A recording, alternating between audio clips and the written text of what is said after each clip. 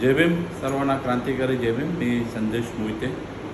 मी आलो आहे की बदलापूरमध्ये जी घटना घडली त्या लहान मुलींवर ज्या प्रकारे चुकीचा प्रकार जो घडला आहे तो निंदनीय आहे. त्या प्रकारावर जो झालेल्या गोष्टीवर आहे त्या व्यक्तीला फाशी शिक्षा दिली पाहिजे. हे आम्ही पहिल्यापासून बोलवतो. जो बलात्कार व्यक्ती आहे कुठल्या जातीचा धर्माचा नसतो, कुठलाही बलात्कार करणारा व्यक्ती असो त्याला फाशी ही शिक्षा भेटलीच पाहिजे. हे आम्ही प्रांजलपणाने पहिल्यापासून तर रिपब्लिकन पार्टी ऑफ इंडिया माननीय केंद्रमंत्री आठवले साहेबांचं हेच म्हणणं होतं. त्याचप्रमाणे उरणमध्ये जी घटना घडली, उरणमध्येही तसाच प्रकार घडला गेला. आमच्या समाजाची मुलगी होती, तिच्यावर पहिला फॉस्को झाला. फॉस्को गुन्हा म्हणजे काय माहिती आहे, जे वय लहान असं 18 वर्षाच्या मुलीचं असं तिच्यावर त्यावेळी बलात्कार झाला आणि बलात्कार झाला म्हणजे त्या आईवडिलांनी पोलीस स्टेशनला FIR करून फॉस्को गुन्ह्यामध्ये एका व्यक्तीला अरेस्ट केलं. त्याचं नाव होतं आरोपीचं दाऊद.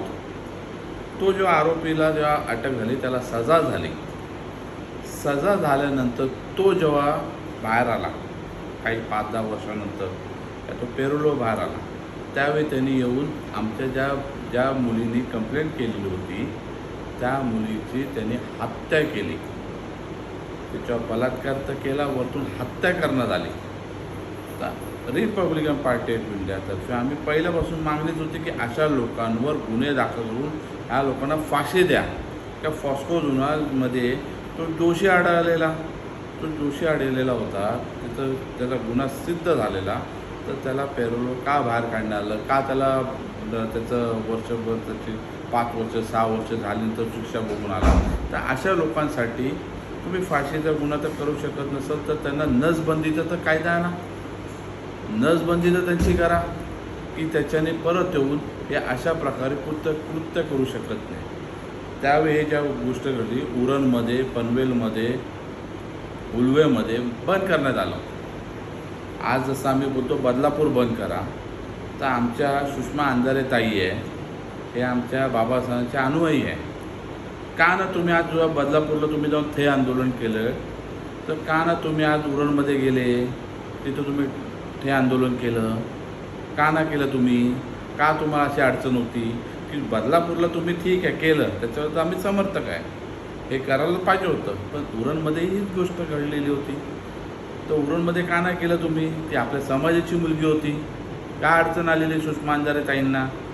काय त्यांना प्रॉब्लेम होता? का नाही केलं? तिथं फक्त 2च व्यक्ती गेले आणि ते 2 व्यक्ती होते भाजपचे आमदार, कणकवलीचे आमदार माननीय निलेश राणे साहेब आणि माननीय केंद्रमंत्री रामदास आठवले साहेबांनी त्या कुटुंबाला भेट दिली. बाकी कोण आलं नाही, कोणी बंद नाही केलं. पण जो बंद पुकारला होता तो पनवेल रहिवासी, उरण, उलवे या सर्व विभागामध्ये त्या लोकांनी बंद केला होता. म्हणजे ह्या गोष्टी वारंवार घडत आहे, ह्या गोष्टी वाढत आहे, तर कुठेतरी कायदा सुव्यवस्थेला चुकी होते. 12 तासानंतर बदलापूरमध्ये पोलिसांनी रिपोर्ट केलं, एकीवर गुन्हा दाखल केला, एकावर गुन्हा दाखल केला, दुसऱ्याचा गुन्हा दाखल नाही केला असं कोर्ट सांगते आहे. म्हणजे कुठेतरी पोलिसांचा हलगर्जीपणा नाही का असं होत आहे? आपल्या विभागामध्ये, आपल्या भारतामध्ये मिनटामध्ये 1 मिनटामध्ये प्रत्येक ठिकाणी कुठेही एक बलात्कार होतो आहे. त्या बलात्कारांना आता आळा घालायला पाहिजे.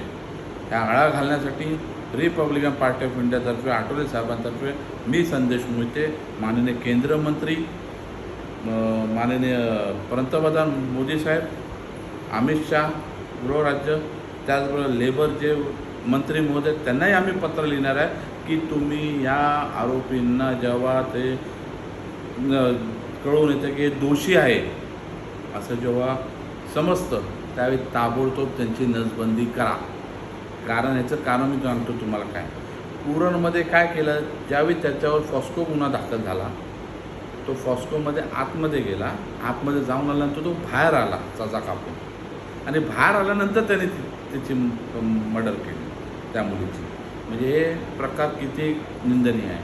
म्हणजे ह्या माणसाला सजा कापून पण यायला नाही, त्यांची नसबंदी करा ना. फाशीची सजा झालीच पाहिजे, पण नसबंदी पहिला करा. या लोकांची नसबंदी होणार ना, बघा गुन्हाला आळा बसलाच पाहिजे. हे बलात्कारी जातात. केममध्ये पण एक 50 वर्ष 40 वर्षापूर्वीच एक नर्स होती, तिच्यावर बलात्कार केला गेला. त्याच्यानंतर तो आरोपी सुटून आला, 10-15 वर्ष सजा कापून आला. तो बँगलोरला शिफ्ट गेला, तिथं तो राहायला लागला, त्याचं जीवन तो चांगलं काढायला लागला. पण जी नर्स होती ती कोमामध्ये होती 20 ते 25 ते 30 वर्ष आणि तिचं निधन झालं त्यावेळेस. म्हणजे ती बिचारी, तिच्यावर दुष्ट परिणाम झाला आहे, तिच्यावर बलात्कार झाला, त्या महिला अन्याय होतो आहे, तिच्यावर त्रास होतो आहे. पण जो करणारा व्यक्ती आहे तो न्यायाधीशाच्या प्रक्रियामधून सजा कापून तो बाहेर निघून जातो आणि तो एकदम त्याचं जीवन सुरळीत काढतो. कुठेतरी ह्या गोष्टीला आळ घालला पाहिजे, हीच माझी सर्वांना नम्र विनंती आहे.